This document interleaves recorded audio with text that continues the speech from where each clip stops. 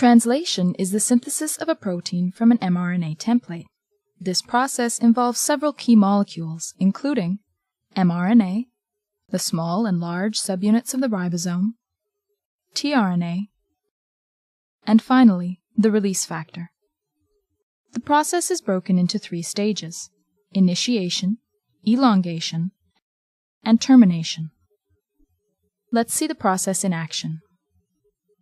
Eukaryotic mRNA, the substrate for translation, has a unique 3' end called the poly A tail.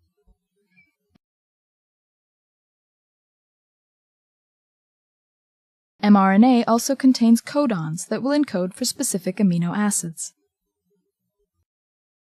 A methylated cap is found at the 5' end.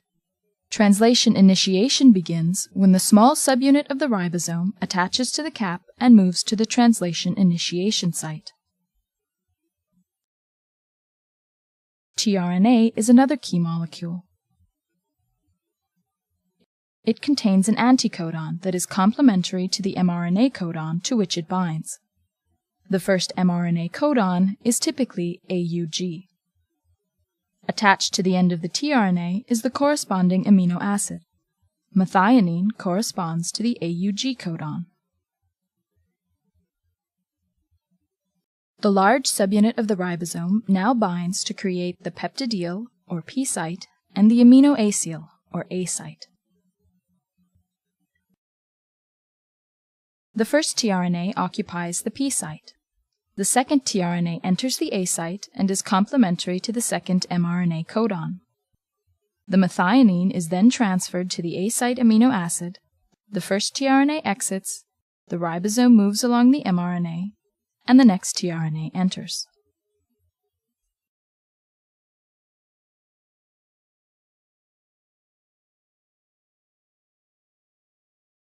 These are the basic steps of elongation. As elongation continues, the growing peptide is continually transferred to the A site tRNA, the ribosome moves along the mRNA, and new tRNAs enter.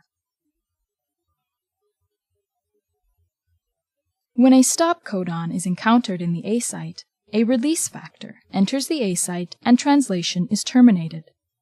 When termination is reached, the ribosome dissociates and the newly formed protein is released.